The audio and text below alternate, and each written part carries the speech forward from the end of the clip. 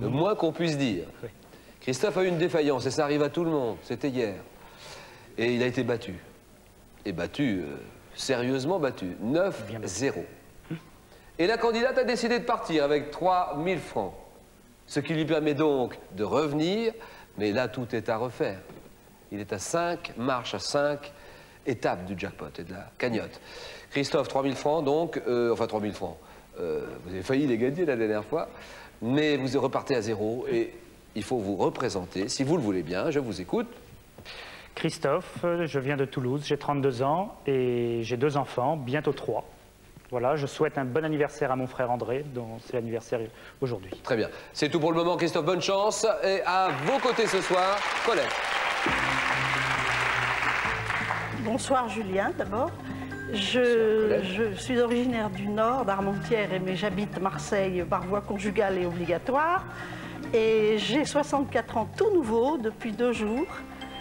Et bon, je salue tous les gens que je connais du Nord au Midi en passant par l'Est et l'Ouest. Voilà, Colette, très bien. Bonsoir Gilbert. Bonsoir Julien, j'ai 56 ans, je viens de Bure-Morinvilliers, un petit village des Yvelines. Je suis marié, je salue mon épouse qui est ici, mes 2 enfants qui sont déjà grands, Christian et Laura, et tous mes amis et la famille. Voilà, Gilbert, très bien. Merci d'être à nos côtés ce soir. Marie-Yvonne, bonsoir. Bonsoir Julien, je viens de Saint-Jean-de-Bournay et je donne le bonjour à tous mes amis, ma famille et à Marie. Très bien, eh bien Marie-Yvonne, merci d'être à nos côtés aussi et c'est parti. Question-réponse, quel nom donnait-on aux États-Unis pendant le 19e siècle au territoire situé au-delà du Mississippi? Gilbert. Le Far West. Far West, l'Ouest, lointain. Bonne réponse. Quel nom donnait-on aux députés de la Convention qui siégeaient sur les gradins les plus élevés? Oui. Les montagnards. Montagnards, oui.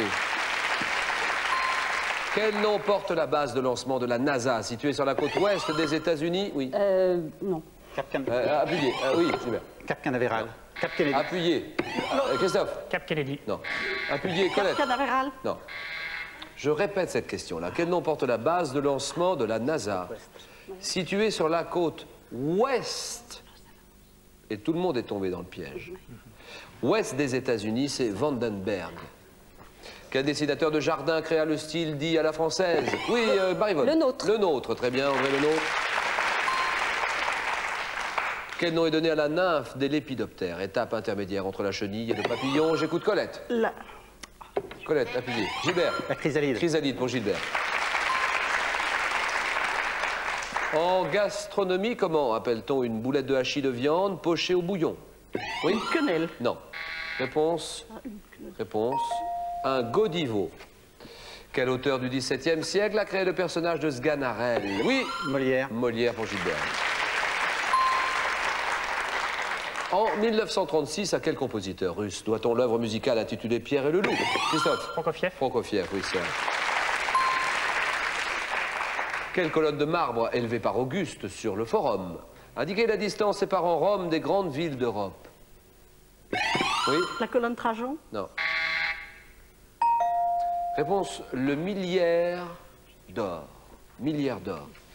Quel train international créé en 1883 entre Paris et Istanbul fut le premier? Oui? L'Orient Express. Ah voilà, premier des grands trains de luxe. Quel pays de l'Afrique australe était autrefois appelé Rhodésie du Sud, Gilbert? Zimbabwe. Zimbabwe, d'accord. Dans la mythologie grecque, quelle divinité à corps d'oiseau et à tête de femme volait les âmes? Le Oui? Sphinx. Non. Pour les emporter aux enfers? La chimère. Non. Oui? La Pythie. Non. Oui? Les Érini. Non. Les harpies. Harpies.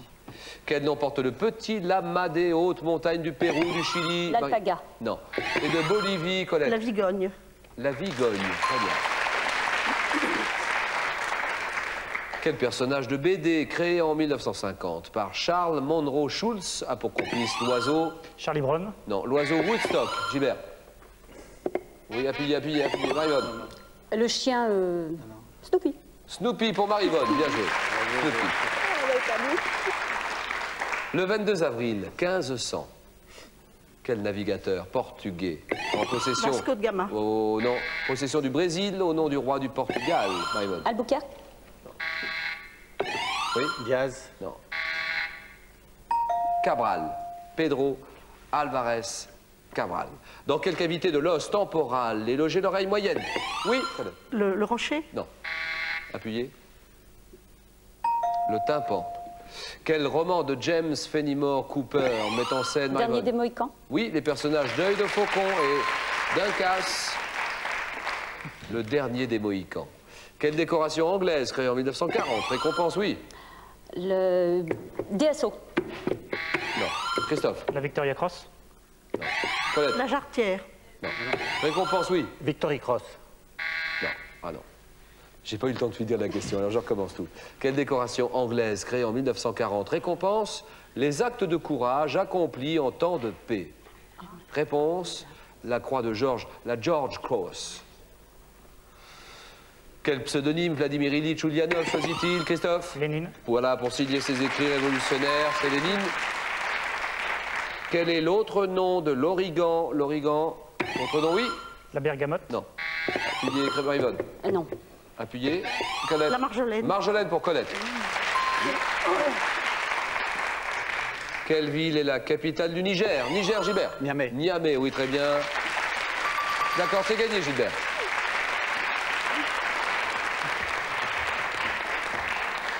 Trois candidats maintenant. Et quel dieu grec est assimilé au Mercure des Romains? Hermès.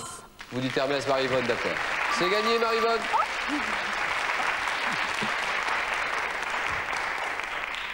4, 3, quelle pierre fine pouvant présenter toutes les nuances du spectre visible doit son nom, oui? L'opale. Non. Au Cingalais Toramali. Toramali. C'est la tourmaline. À quelle romancière française doit-on la mare au diable en 1846, Christophe? Georges Sand. Georges Sand, bonne réponse. 7-3. Attention, Colette, là. Hein. Quel nom donne-t-on au prêtre chargé d'assurer le service religieux dans une église non paroissiale? Oui? Diacre. Non. Oui? Un assistant? Non. C'est le chapelain. Quel grand rapace diurne peut être Bonelli, Beauté ou Jean Leblanc? Oui. L'aigle. L'aigle, bien joué. Alors cette question-là est vraiment très importante. 7-6, pratiquement à égalité. Question qui vaut 3 points, tout se joue maintenant. Quel nom a-t-on donné au dirigeable rigide? Oui? Zeppelin. Le Zeppelin, c'est gagné. Attention, en Allemagne, c'est 1900-1930, le Zeppelin. Je Colette, le savais. psychologue, en retraite maintenant. Ex-hôtesse de l'air, vous habitez, actuellement vous êtes à Marseille, Oui. mais vous êtes du Nord. Oui. Comme Et vous. Oui, c'est exactement comme moi. Comme vous. Question pour un Même champion. parcours. Je vous remercie et vous offre ceci. Colette Larousse vous propose Inventeur et scientifique. 4000 notices biographiques couvrant l'ensemble des personnalités ayant contribué au progrès des sciences et techniques.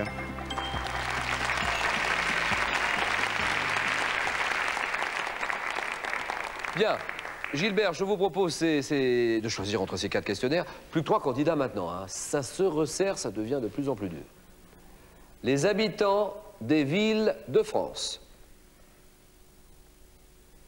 Les examens médicaux.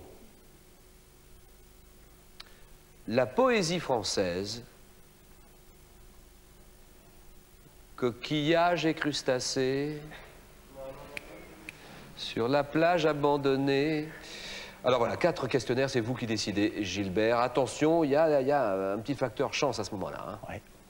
Je vais prendre la poésie française. Très bien, poésie française, ici, à mes côtés, si vous le voulez.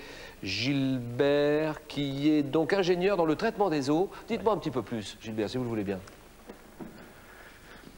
Oui. Merci, Gilbert.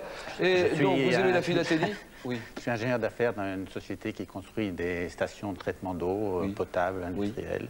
Et nous construisons des stations dans le monde entier. Et il y a beaucoup de capitales du monde qui sont équipées par nos équipes, qui sont équipées avec nos stations.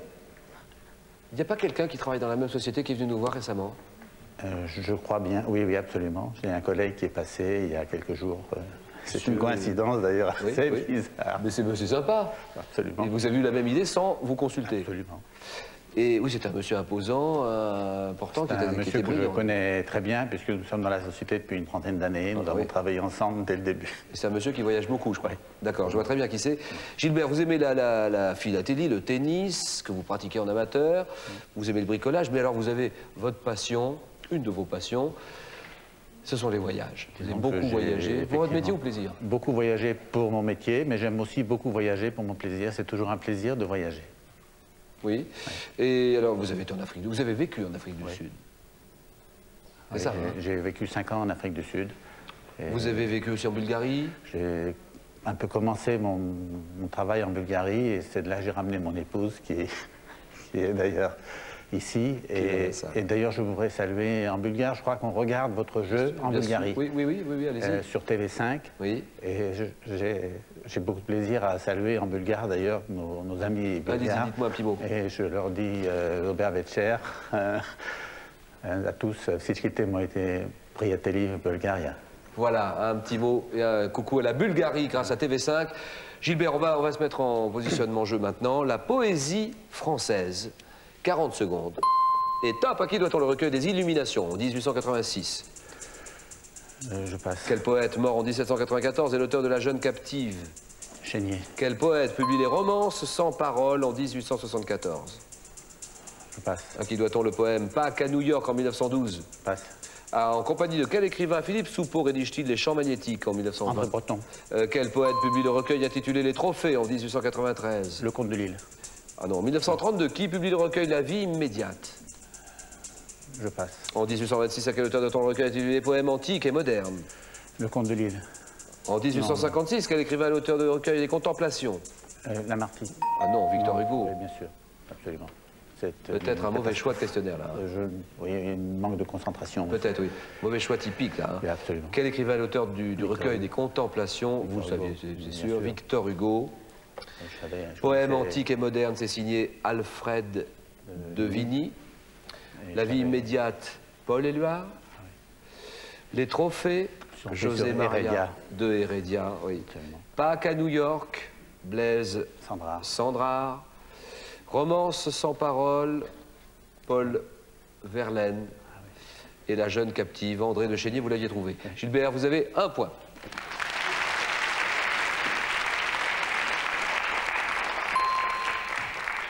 Allez, Marie-Yvonne, à nous. Les habitants des villes de France. Les habitants des villes de France. Très bien. Marie-Yvonne, secrétaire, qui a une fille et puis une petite fille aussi. Oui. Vous habitez Saint-Jean-de-Bournay. Oui, c'est dans l'Isère. Oh oui, dans l'Isère. Combien de kilomètres de Grenoble? De Grenoble 60, entre Lyon, Grenoble, Bourgoin-Jallieu, Vienne, Oui. c'est au milieu. Vous aimez le tricot? Oui. La couture? Oui. Vous faites un peu de... Comment ça s'appelle? Du patchwork. C'est ça, du patchwork. Oui, du quilt exactement. Du quilt, c'est pas Oui. si facile à faire. Là, C'est hein, très ça. difficile. Vous aimez le rugby en spectatrice? Oui, bien sûr, oui. Le rugby, le rugby, Oui. justement, France Télévisions s'occupe beaucoup de Très heureuse. rugby et j'espère que nous vous faisons plaisir Très. avec tous les matchs que Ouais. nous diffusons.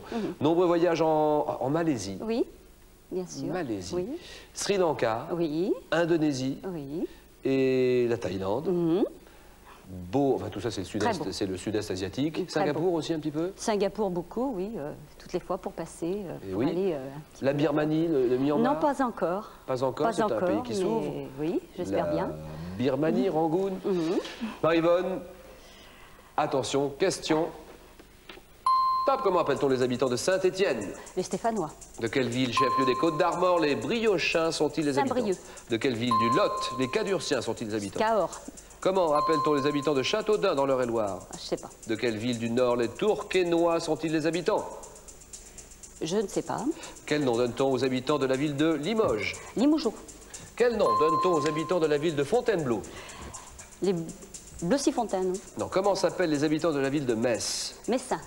Quel nom portent les habitants de la ville de Blois? Blésois. De quelle ville les Spinaliens sont-ils les habitants? Épinal. Comment s'appellent les habitants de Besançon dans le Doubs? Les Byzantins. Quel nom portent les habitants? Ok, gagné 4 à la suite.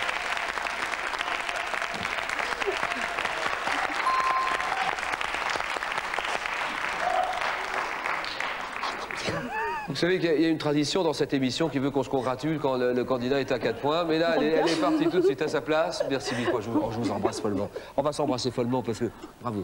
Bravo Marie-Yvonne. Comment comment... Bon, évidemment, ceux qui habitent à Châteaudun le savent, du moins j'espère. Mais tous les autres, comment s'appellent les habitants de Châteaudun dans l'Eure-et-Loir? Gilbert, vous avez une petite idée? Christophe? Albert sur le plateau? Non? Jean-Claude? Comment appelle-t-on les habitants de Châteaudun? Ce sont les Dunois. Oh. Dunois ou Dunoises. Quel nom donne-t-on aux habitants? Vous l'avez trouvé, de la ville de Limoges? Limoges. Les Limoges, nous sommes d'accord. Fontainebleau, les Bellifontins. Ah oui. Et de quelle ville du Nord les Tourquenois sont-ils les habitants? C'est Tourcoing. Ah oui. Tourcoing, le Nord. 4 points, Gilbert est à 1. Christophe, décide. Les examens médicaux. D'accord. Examens médicaux. Christophe, qui est encore avec nous. Oui, vous êtes là, Christophe? Oui. Eh bien, très bien. Bravo. On va pas vous embêter avec trop de petites questions qui n'ont rien à voir avec le jeu. On reste dans le jeu, on est concentré. Question.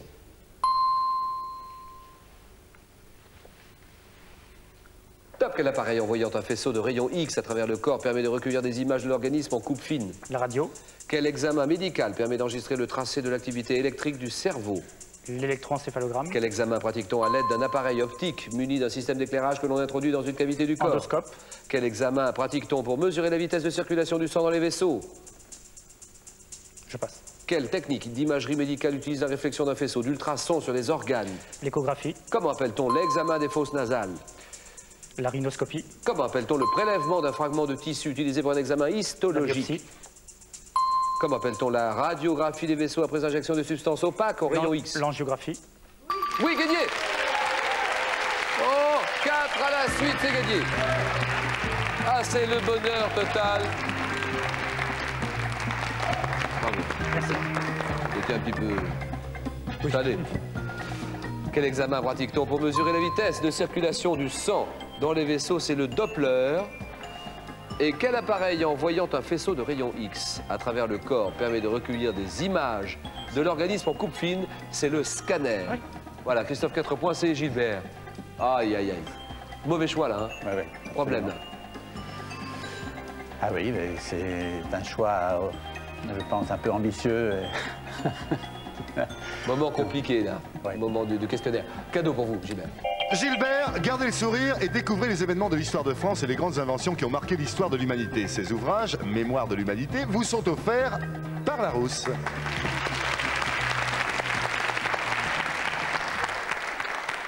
Voilà, dans un moment, le face-à-face final avec Marie-Vonne et Christophe. Après ceci, à tout de suite.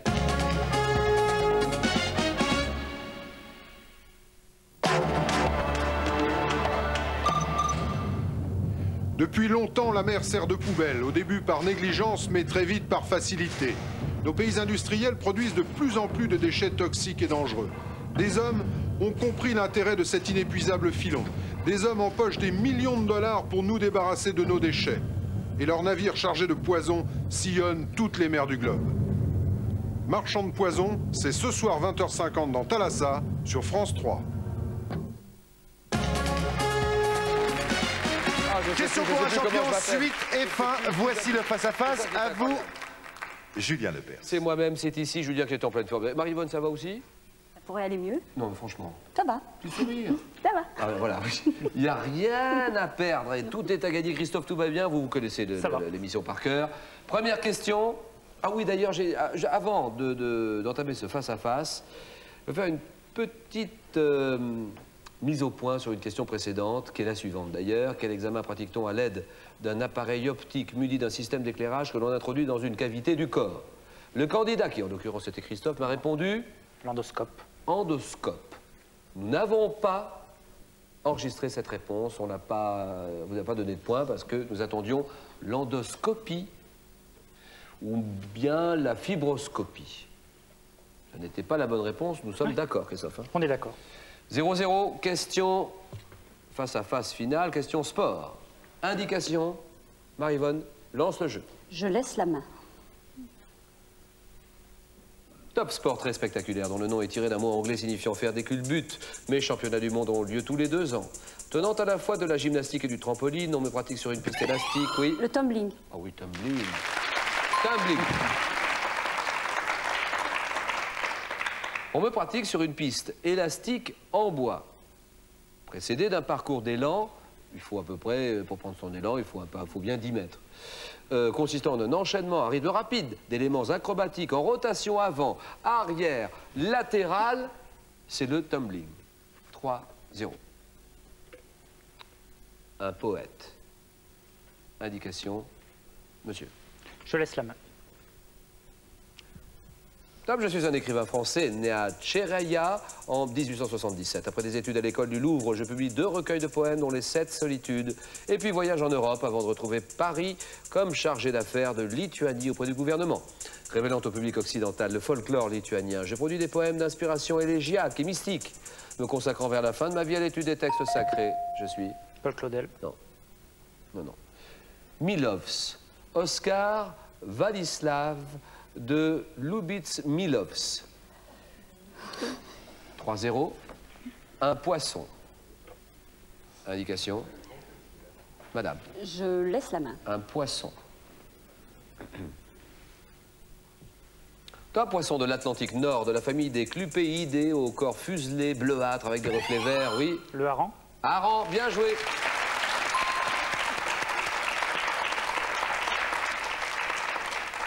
Je dépasse rarement 30 cm. Ressource alimentaire essentielle depuis le Moyen-Âge, surtout en Europe du Nord. J'ai aussi servi de monnaie d'échange ou de rançon, plus ou moins gras selon ma période de pêche, pouvant être consommé frais, salé, sort ou fumé. Le hareng. 4-3. Géographie et plus précisément archipel. Nous cherchons un archipel. Ceci, Christophe? Je garde. Top, je suis un archipel formé de calcaire corallien situé au sud-est de la Floride, de part et d'autre du tropique du Cancer, oui. Les Bahamas? Oh oui, bien joué. Très bien. Je comprends environ 700 îles ou îlots et 2000 rochers. Je vis essentiellement de tourisme, mon industrialisation étant récente et mon rôle de place financière s'étant développé avec l'exonération des taxes. Ma capitale s'appelle Nassau et est située sur l'île de New Providence, les Bahamas. 8-3. Ça va, Marie-Vonne? Oui, ça va. Attention, 8-3. Christophe est en pleine forme. Question anatomie. Je laisse la main.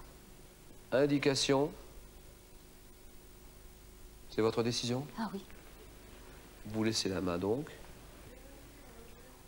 Anatomie. Top, organe pair du corps humain. Je suis placé symétriquement de chaque côté de la colonne vertébrale dans les fosses lombaires et j'ai la forme, oui. Les reins? Les reins, bonne réponse. Et c'est gagné.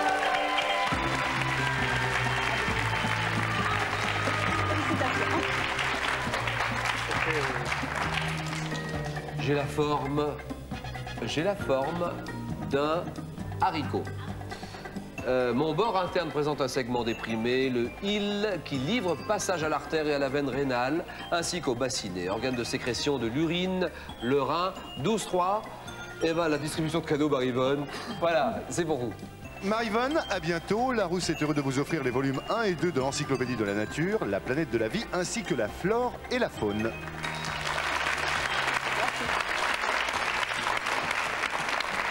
Voilà, Marie-Vonne. Félicitations quand même, parce que Merci. vous êtes arrivé à un niveau important du jeu. Christophe, c'est vous qui allez faire la fin de l'émission, je ne sais plus du tout où vous en êtes. Il me semble vous avoir vu plusieurs fois, mais dans quel ordre? Où en êtes-vous là? Une victoire, 2 victoires? J'ai gagné une fois, j'ai perdu une fois, Oui. et là c'est une nouvelle victoire, mais une seule victoire. C'est ça, c'est une première. Donc vous gagnez 3000 francs. Nous sommes d'accord, hein? Alors vous connaissez l'alternative. Vous nous quittez avec cette somme ou vous tentez les 7000. Prochaine cagnotte, alors on en sera à 108 000 francs, je dis bien 108 000. Et vous réfléchissez 5 secondes.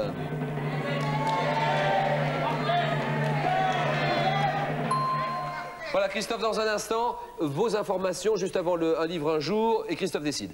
La leçon n'a pas porté, je reste. Voilà, question pour un champion.